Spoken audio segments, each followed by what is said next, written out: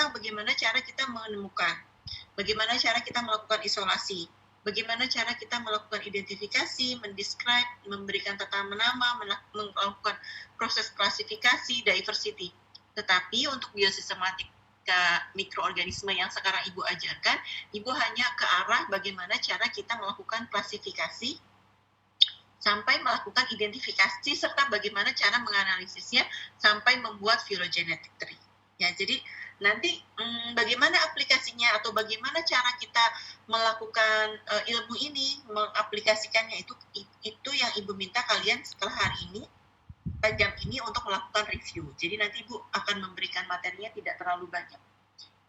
Nah, kenapa sih penting biosistematika ini? Kemarin sudah juga Ibu sampaikan bahwa this is very important. Why? Because hampir masih banyak, baru 5% dari biological resource yang baru kita temukan dan baru kita lakukan proses identifikasi. Masih banyak sekitar 30 juta spesies yang masih belum teridentifikasi. Jadi kita perlu nih untuk terus menggali diversity dari mikroorganisme yang ada di alam. Kenapa? Kenapa kita penting gitu ya untuk kita melakukan diversity di alam? Karena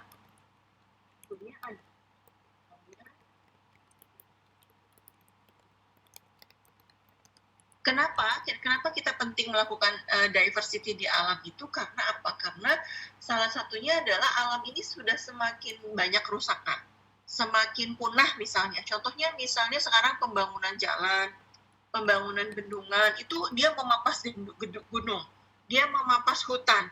Nah, ketika dia memampas hutan, itu otomatis diversity mikroba yang ada di situ itu pasti akan punah. Nah, kalau kita sudah menyimpannya dalam bentuk sebuah kultur koleksi misalnya ya, kemudian menyimpannya dalam bentuk sebuah sebuah koleksi yang sudah teridentifikasi, itu sangat mudah sekali untuk kita tetap menjaga plasma nutfah yang ada di kita. Makanya diversity terutama mikroorganisme itu masih sangat sekali ilmunya. Bahkan dengan BRIN juga nih di device yang sama terkait dengan bahwa nanti akan ada sebuah jabatan fungsional tertentu yang terkait untuk kurator hayati, baik itu mikroorganisme, organisme maupun tumbuhan maupun yang ada di lautan gitu. Jadi kita negara itu sangat penting sekali mengetahui bagaimana cara kita mengetahui ilmu biosistematika. Jadi what is the best important is adalah untuk menjaga supaya plasma nutfahnya itu menjadi lebih masih ada di dalam kita miliki gitu. Sehingga kalau kita sudah punya plasma nutfahnya, maka kita bisa menyimpannya, kemudian masih bisa memanfaatkannya dan menjaga kelestariannya dalam jangka waktu yang sangat lama. Nah, di ilmu biosistematika ya itu sangat beneficial for humanity. Jadi biosistematika itu sangat penting. Kenapa? Pertama adalah untuk sebagai sebuah langkah upaya comprehensive use, management, conservative protection the earth biological diversity and resources, preservation of the earth ecosystem and environmental, development of human society in a sustainable manner, discovery and identification of new food resource, genetic resource, environmental bioindicator, biological control agent, organism with medicinal and other beneficial properties. So it's very important if you are learning about the biosystematica. So very important if you preserve so many genetic resources.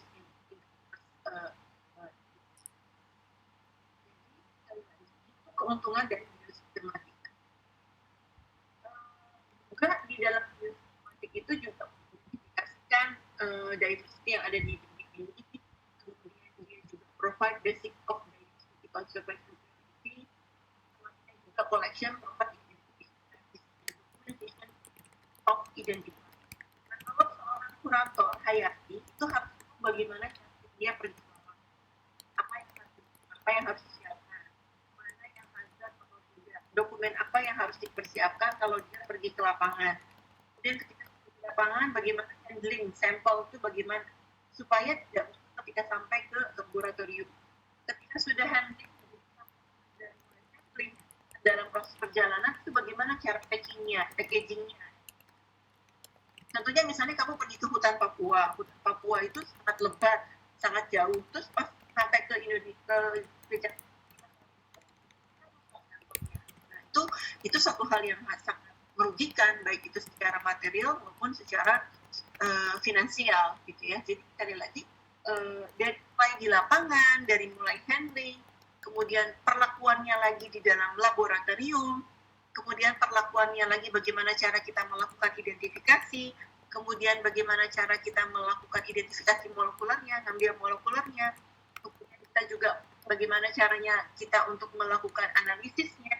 Itu adalah satu rangkaian yang sangat luar biasa untuk biosistematika. Nah, kalau kita sekarang belajar biosistematika mikroorganisme itu hanya di level di laboratorium, di mana gennya sudah kita ketahui, kemudian kita lakukan identifikasi. Perjalanan mulai dari sampling itu juga panjang, sampai ke laboratorium, sampai ke analisis. Tapi itu kalau seorang kurator itu harus diketahui. Ketika kita kemarin juga sudah Ibu sampaikan, kalau kita berbicara biosistematika, kita berbicara tentang ilmu taksonomi. Apa itu taksonomi? Taksonomi itu adalah yang mempelajari tentang who I am, siapa sih saya, gitu ya. Kalau ekologi itu adalah di mana saya berhidup. Kalau filogenetik, who I'm related to. Jadi saya itu berhubungan dengan siapa? Nah, itu adalah cerita tentang phylogenetic tree. Kalau does my species occur in elsewhere, dimanapun, maka itu adalah cerita tentang geografi, biodiversity. Jadi ilmu yang mempelajari tentang identifikasi morfologi, secara morfologi, secara taksonomi, secara biomolekular, kemudian diketahui spesiesnya adalah Dahlia sukmawati, maka itu adalah ilmu taksonomi. Kemudian Dahlia sukmawati itu adalah hidupnya misalnya di rawa-rawa, di padang pasir, itu adalah ilmu tentang ekologi.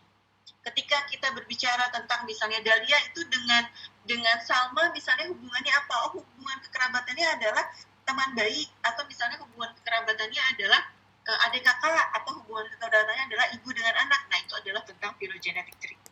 Jelas? Paham sampai sini? Jelas? Paham, Ibu. Ya. Oke, baik. Nah, itu adalah cerita tentang biosistematika. Ini sudah kita jelaskan minggu lalu, ya. Baik, untuk tadi kalau kita berbicara tentang who I am, ya, siapa Dahlia Sukmawati, maka kita berbicara tentang describing, naming, and classifying of organism. Itu adalah cakupan tentang taksonomi. Jadi kalau kita berbicara tentang bagaimana cara menemukan, bagaimana cara menggambarkan,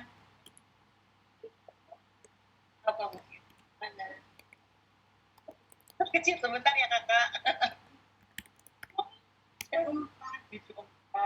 Alhamdulillah. Ulangan harian Adi dapat 74 ya kak. Wow. Dan satu lagi 100. Ya udah. Dulu ya. Lucu ya. Kalian juga harus kayak gitu ya ke mamanya ya. Ma, aku dapat nilai A di sistematika mikroorganismenya gitu. Dan itu membahagiakan. Nah, itu cerita tentang taksonomi ya. How to discovering, describing, naming, and classifying, itu adalah cerita tentang taksonomi. Itu adalah kemudian kita berbicara tentang biosistematika juga kalian harus tahu nih kemarin urutannya ya, dari mulai kingdom, phylum, class, ordo, family, genus, dan spesies. Nah, kemudian konsep dari spesies adalah apa sih spesies itu ya? Kapan kita sebut spesies? Spesies itu adalah species are a group of interbreeding natural population that are reproductively isolated from other such group. Jadi ketika dia bisa melakukan interbreeding, bisa menghasilkan individu yang hasil peleburan di antara dua organisme yang berbeda, maka itu disebut sebagai satu spesies. Misalnya Pichia quadradevi dengan Pichia quadradevi. Tidak bisa Pichia quadradevi dengan Aspergillus cereus, itu beda spesies. Jadi sesama spesies menghasilkan satu individu baru, itu adalah konsep dari spesies. Nah, kalau nama spesies dijelaskan beda dengan isotopi. Apa bedanya? Spesies sama isolat bedanya apa?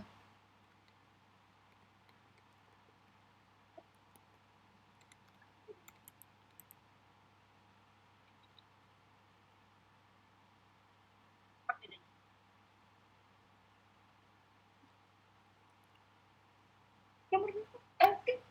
Coba cek. Coba lihat. Apa bedanya spesies dengan isolat? Silakan. Izin menjawab, Ibu. Silakan, Farda. Kalau isolat itu dia belum teridentifikasi, Bu. Dia dari bagian dari grup apanya. Kalau spesies sudah. Ya, baik. Kalau isolat adalah sebuah mikroorganisme hasil dari isolasi yang hasil dari hasil proses isolasi yang belum teridentifikasi gitu ya sayang ya. Kalau spesies itu adalah mikroorganisme yang sudah teridentifikasi, sudah diketahui nama isolatnya. Nah, salah satu untuk melakukan identifikasi itu bisa berbagai macam. Pertama bisa dilakukan secara morfologi, biokimia, dan yang lainnya lagi adalah dengan cara molekular filogenetik. Nah, apa itu molekular filogenetik? Molekular filogenetik adalah identifikasi yang dilakukan dengan cara apa? Dengan cara membandingkan fragmen DNA atau fragmen basa nukleotida yang kita miliki dengan basa nukleotida yang sudah teridentifikasi.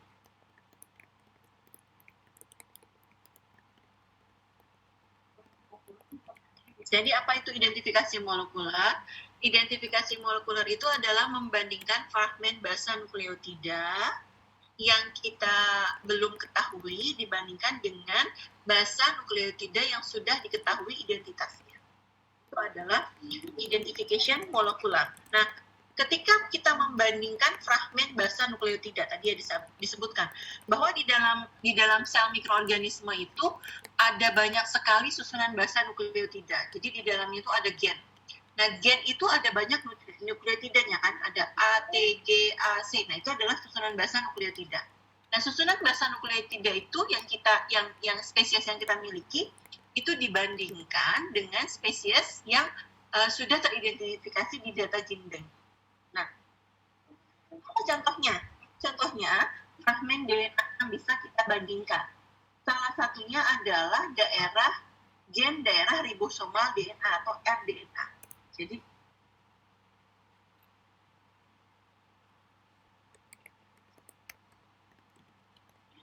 ada salah satu daerahnya adalah ribosomal RNA. Gen ribosomal DNA atau daerah gen ribosomal RNA. Jadi kalau misalnya kita bilang daerah ribosomal DNA itu boleh, tapi kita juga kalau kita bilangnya RNA berarti kita sebutkan kata-kata gen. Daerah gen ribosomal RNA itu sama, dua-duanya itu adalah sama. Tapi kalau RNA itu lebih ke arah ini. Kalau DNA lebih ke arah daerah secara keseluruhan. Nah, ada bagian yang disebut sebagai ribosomal DNA. Nah, daerah ribosomal DNA ini adanya di seluruh tubuh dari si mikroorganisme.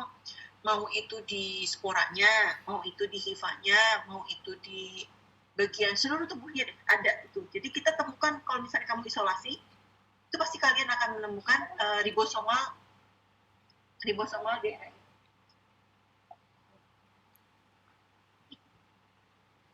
Nah, kenapa daerah ribosomal DNA ini dijadikan sebagai indikator nama spesies dari sebuah mikroorganisme? Karena apa? Satu, dia ada di mana-mana.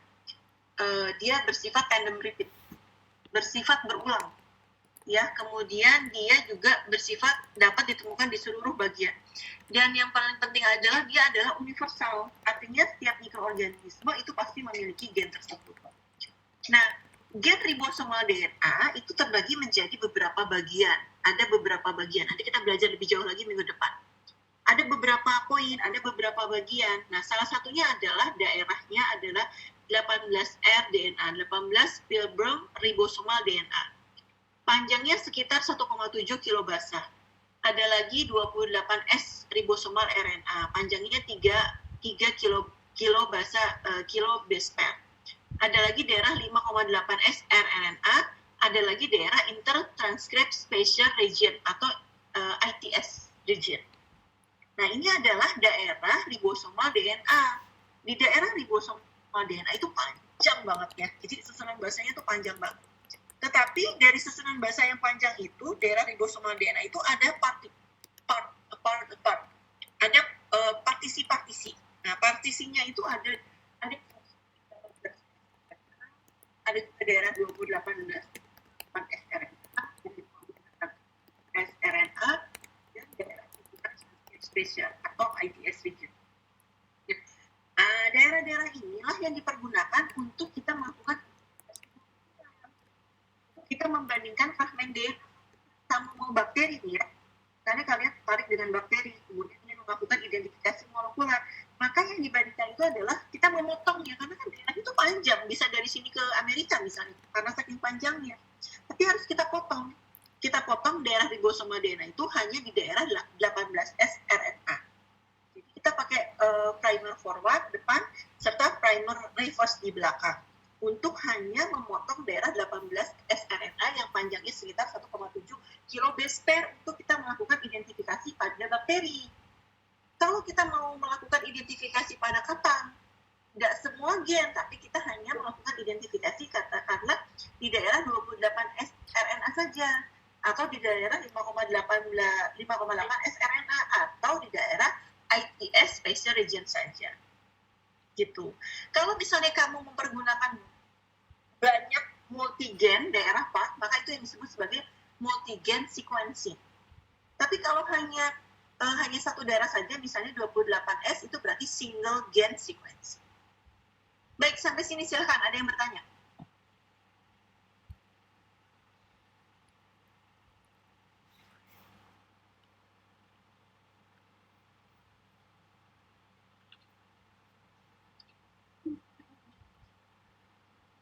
Ada yang tanyakan? Jelas tidak apa yang Ibu sampaikan? Coba sekarang Ibu tanyakan. Stop share screen.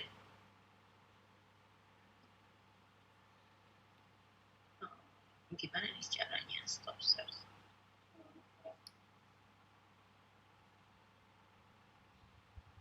Nggak ada. Coba Ibu stop share screen. Siapa ya? Siti Eliana. Coba, apa yang dimaksud dengan identifikasi molekuler? Ya Ibu, untuk identifikasi molekuler itu, jadi kita itu mengidentifikasikan atau membandingkan fragmen DNA atau basa nukleotida yang kita miliki. Dengan kata lain, kita belum tahu itu spesiesnya apa dengan yang sudah teridentifikasi gitu Bu. Ya, baik, good. Berikutnya, Selavina Harizandi, coba.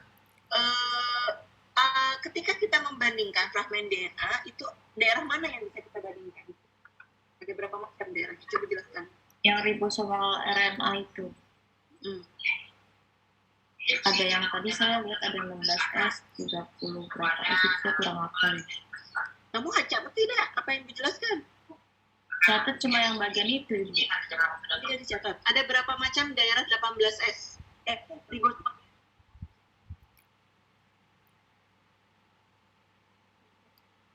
Ada berapa macam daerah ribosomal DNA?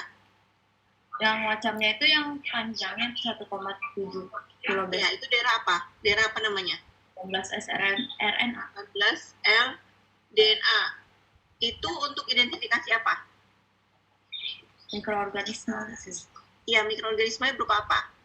Bakteri. Bakteri, good. Ada lagi daerah apa lagi? Coba Angelita Friska. Iya Bu. 28 sRNA. Terus apa lagi? 5,8 ssRNA. Dan internal transcript spatial region. Ya, good. Jadi jelas ya. Kita belajar nih pelan-pelan. Jadi kalian belajar untuk memahami, tolong diperhatikan. Nah, ini contohnya misalnya. Misalnya gini nih, kalian udah kelihatan belum slide Ibu? Udah Ibu. Udah, Bu.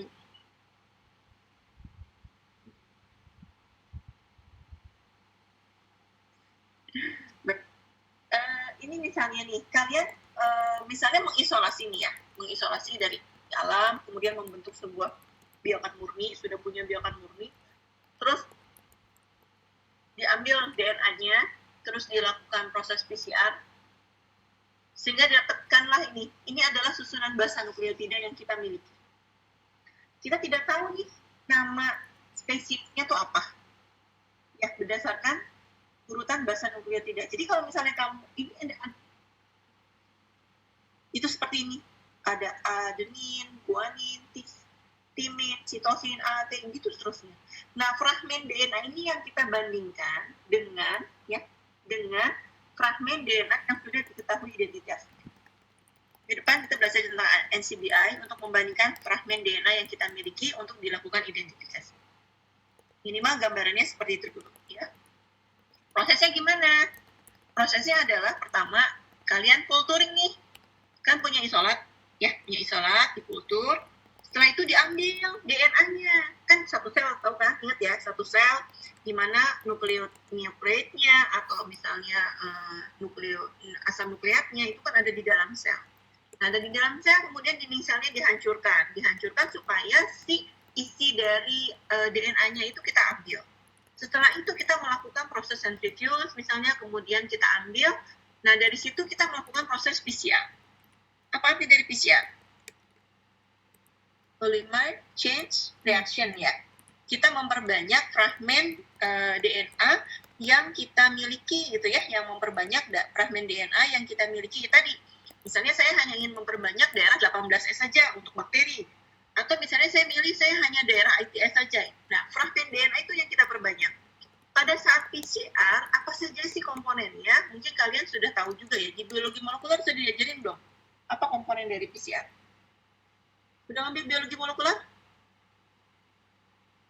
Semester ini, Bu. Masih baru. Sudah sampai PCR belum, Jordan? Belum, Ibu, seperti Ibu. Masih bahas DNA RNA.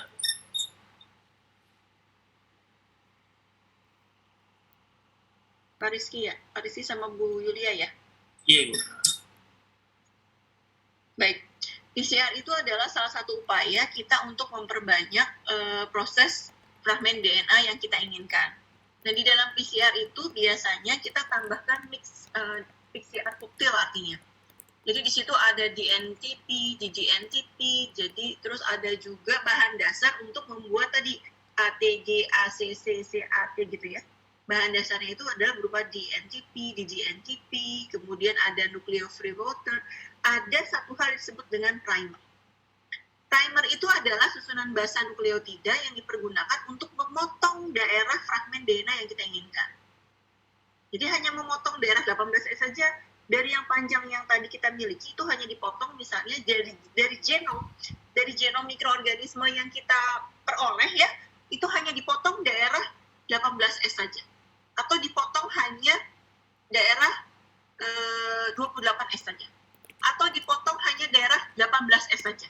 Tidak seluruh genom. Kan ketika kita melakukan ekstraksi DNA dari sebuah kultur, itu kan yang kita peroleh genom. Paham ya? Genom itu apa? Genom itu adalah seluruh gen yang dimiliki oleh si mikroorganisme. Kan itu banyak, itu panjang. Nggak mungkin kita melakukan identifikasi semuanya. Makanya kita melakukan proses yang disebut sebagai identifikasi molekular. Identifikasi molekular hanya fragmen tertentu saja yang kita sequencing, atau hanya fragmen tertentu saja yang kita perbanyak untuk dijadikan sebagai marker atau penanda dia itu isolatnya apa. Gitu. Paham sampai sini ya? Oke. Setelah diperbanyak, maka kita lakukan proses PCR. PCR itu adalah mengkopi fragmen DNA yang kita inginkan sampai beribu-ribu banyak kopinya. Sehingga ketika hasil proses PCR itu sudah ada, kemudian kita melakukan gel elektroforesis. Nah, apa itu elektroforesis? Elektroforesis itu adalah sebuah proses untuk kita melihat apakah fragmen DNA yang kita tuju itu ada atau tidak. Kalau dia ada, maka dia akan ada band. Kalau dia tidak ada, berarti dia tidak akan ada bandnya. Nah, setelah itu baru dari hasil DNA yang tadi katakanlah sudah ada bandnya, maka itu yang kita analisis, kita lakukan identifikasi. Itu ya, jadi gambarannya akan seperti itu. Nah, ini akan kita pelajari satu semester ini. Nah, ini adalah sequencing reaction dengan proses Sanger.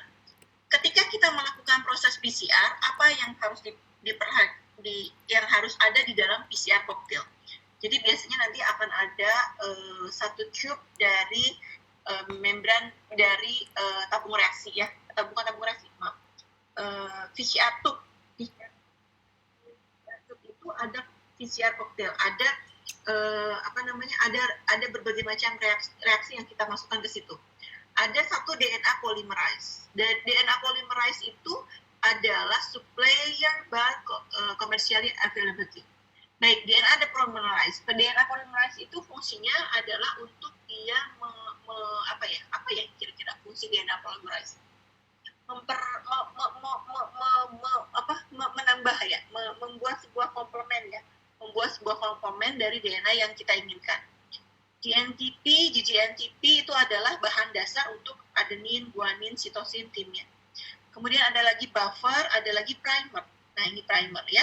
Only one primer operation. Jadi primer itu bisa forward, bisa reverse, bisa ada dua. Primer depan sama primer di belakang. Kemudian purified PCR product. Purified PCR product itu adalah bagian genomnya dari si mikroba yang mau kita lakukan identifikasi. Nah, semua komponen ini yang ada di dalam PCR cocktail itu. Nah, ketika kita masuk ke dalam, jadi kalian kan sudah ngambil genomnya tuh dari si mikroorganisme, masukin, itu kurang lebih biasanya 3 mikroliter. Kemudian masukin juga DNA polymerase, masukin juga GNTP, GGNTP, buffer, primer, itu semuanya dimasukin, kemudian dihomogenkan. Nah, setelah itu masuk ke dalam mesin PCR. Dan di dalam mesin PCR itu ada prosesnya. Prosesnya itu ada katakanlah 1, 2, 4 tahapan. Yang pertama adalah denaturasi. Proses komponen dari DNA-nya. Jadi kan ada genom nih. Nah, genomnya itu kan double helix ya. Dalam selnya itu dia double helix, kemudian dipecah atau dipisah menjadi single helix. Dipisah menjadi single helix itu yang disebut dengan denaturation, yaitu suhunya 95 derajat kurang lebih misalnya 10 detik. Nah, kemudian tahapan yang berikutnya adalah ketika dia sudah dipecah, kemudian masuk adalah proses analit, penempelan primer pada yang single strain tersebut. Jadi misalnya ini misalnya DNA ya. DNA kan double helix. Kemudian pada saat proses denaturasi itu dipecah menjadi single helix. Nah, kemudian masuk ke proses annealing 50 derajat. Ini adalah penempelan primer. Primer itu tidak boleh lebih dari 20 basa. Jadi primer forward, di sini primer reverse. Nah, artinya daerah ini saja nih yang dilakukan amplifikasi atau dilakukan pemotongan. Nanti daerah ini saja nih yang nanti akan diperbanyak selama proses PCR itu berlangsung. Kemudian suhu berikutnya adalah 60 derajat selama 2-40 terus sampai 30 cycle atau 40 cycle tergantung dari si peneliti. Sehingga pada saat proses PCR itu artinya adalah fragmen DNA tertentu saja yang kita perbanyak. Ya? Nah, ini adalah proses PCR. Nah, ini adalah mesin PCR ini. Kalau kita ada cuma satu, di biologi ada hanya satu. Ini adalah untuk melakukan deteksi proses PCR. Nah, setelah proses PCR, proses sequencing menandakan atau memberikan sampel pada hasil dari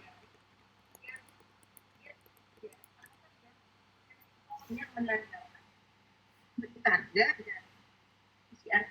Ibu, mohon maaf, suara Ibu hilang-hilang.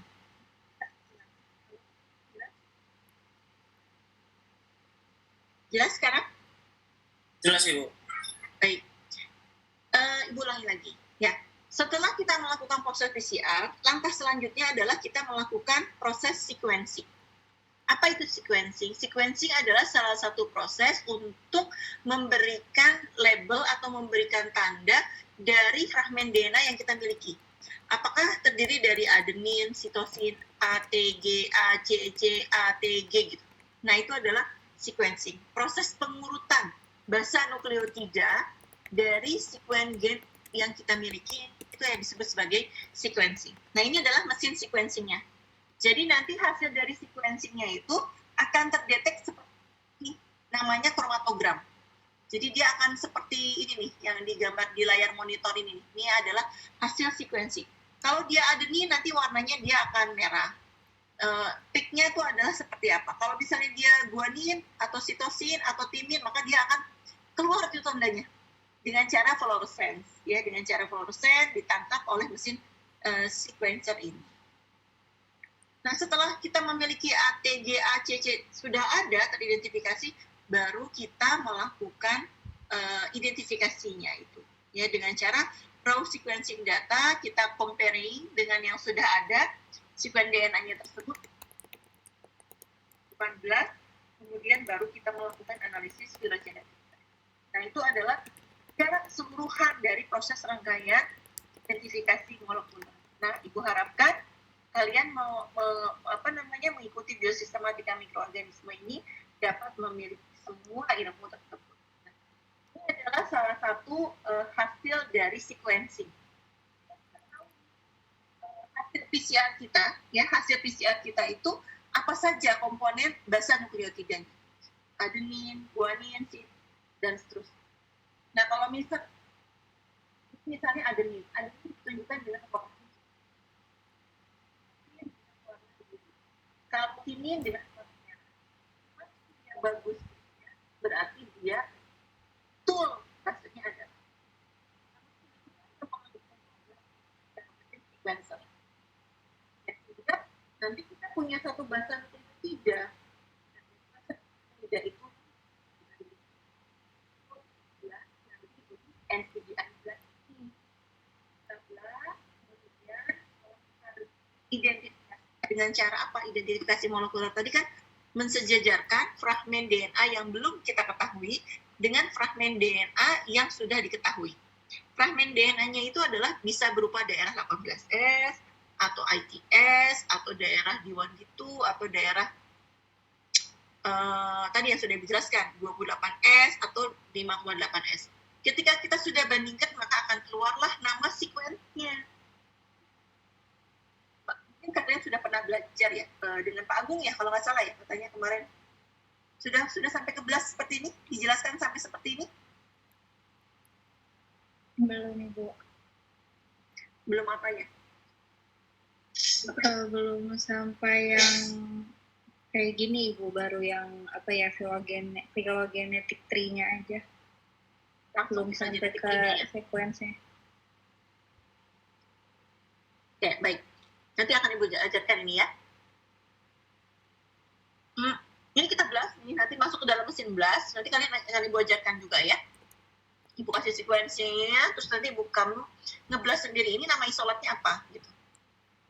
Nah, dari sini akan ada, oh namanya ternyata Candida glabrata. Jadi spesiesmu kemungkinannya adalah namanya Candida glabrata.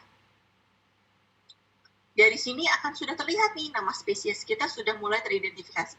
Tapi mesin blast ini bukan merupakan mesin identifikasi.